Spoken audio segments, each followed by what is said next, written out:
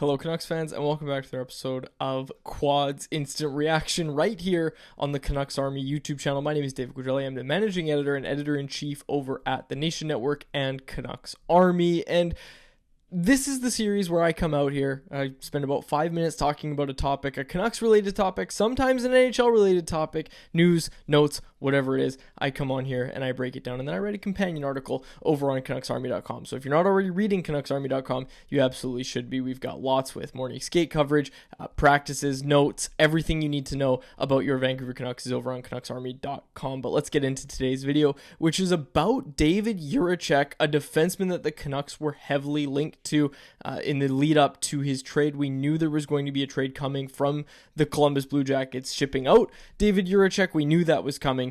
It came down today on Saturday, November 30th in the afternoon. Now, let's go over the full trade, which was with the Minnesota Wild. The Minnesota Wild get David Jiricek and a 5th round pick, while the Columbus Blue Jackets get Damon Hunt, a 1st, a 2nd, a 3rd, and a 4th round pick. So a pretty big package and a pretty good haul for the Columbus Blue Jackets to bring in for David Jiricek on this trade. So the question I posed on X, I posed it on Blue Sky as well to Canucks fans is, would you have liked to see the Canucks match this offer? Now, when it comes to the Canucks and the Blue Jackets negotiations about Jiricek, what we've seen in reports are that the Jackets wanted Tom Willander, the Canucks didn't want to give up Tom Willander, and again, Tom Willander is a different stratosphere of prospect. Well, stratosphere is maybe too harsh a word, but he's a totally different tier of prospect, so the comparable here isn't that, oh, well, Tom Willander is the Damon Hunt in this trade. Damon Hunt's 22 years old.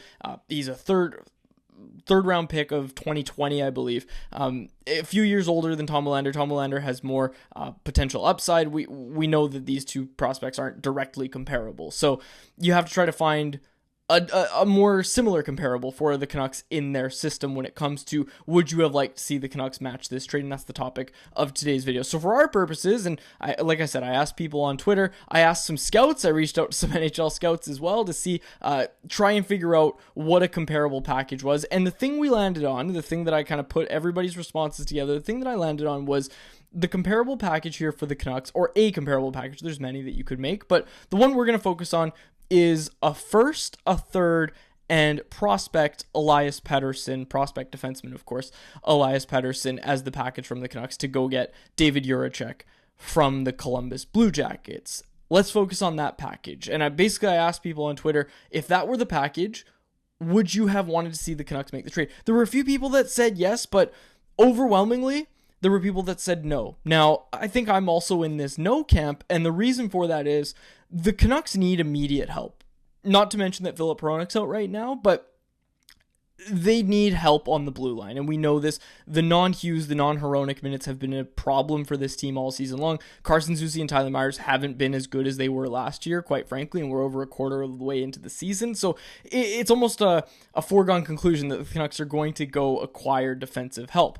To do that, they're going to need their assets. They're going to need their Tom Willanders if they want to move Tom Willander. I'm not saying they should do that, but they're going to need bullets in the chamber. They're going to need that 1st round pick. They're going to need that 3rd round pick. They're going to need that to go get immediate help. Now, is David Jiricek a step up on what they already have? Yeah, maybe. He could play top 4, but he is still a relatively unproven defenseman. Clearly, the Wild believe in his upside. I actually know that for a fact. The Wild really liked him in his draft year. Obviously, their scouting department headed up by Judd Brackett over there. They really like David Jiricek, and they're really happy to get him in this trade, and they're banking on his upside, right? And the Wild are good right now, but they're also kind of building around Brock Faber, who is going to be entering his prime in the next few years. A right side blue line of Brock Faber and David Jiricek right now is good. It's solid, but it could be great in 1 or 2 years. And that's why, while I say, okay, I wouldn't do this trade if it were the Canucks, and I wouldn't want to see the Canucks match this trade, I'm definitely not trying to say that the Wild made a mistake by making this trade. Like, that could be a scary good right side blue line for the Minnesota Wild in just a couple of years. So I like the trade for the Wild. When it comes to the Canucks putting that package together, I don't think I would have liked to see them go out and do that. Elias Pettersson aside, and I know there's going to be people in the comments say, oh, Elias Pettersson's a much better prospect. Whatever, put whoever you want. Kirill Kudryavtsev, I saw someone say Jet Wu. I don't think Jet Wu and Damon Hunt are really comparable at all, but put whoever you want. Let's focus on the 1st and 3rd alone.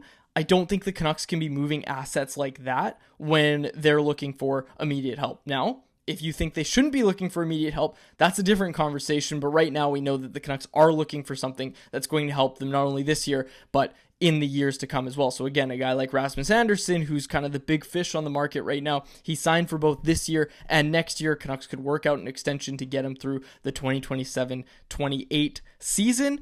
26-27 season. They could try to pull that off after. So that's why I'm looking at this and saying, okay, if you go out and get Marcus Pettersson, it's not going to cost you as many assets. Like we've broken down what a rental costs in today's NHL. It's not going to cost you what it would have cost to go get David Jiricek.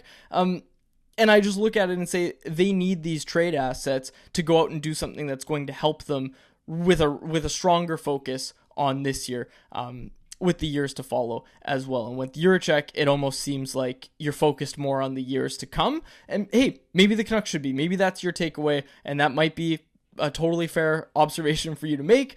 It's just not the one that I think this team is operating under right now. And I have to say I agree to some extent that saving your assets for something that's going to help you more this year than it is down the line, I think that's the move that this club is looking to make, and that ultimately I think it's the one they should be making. So that's my instant reaction for today. Let me know what you think in the comment section below. Make sure you read over at CanucksArmy.com.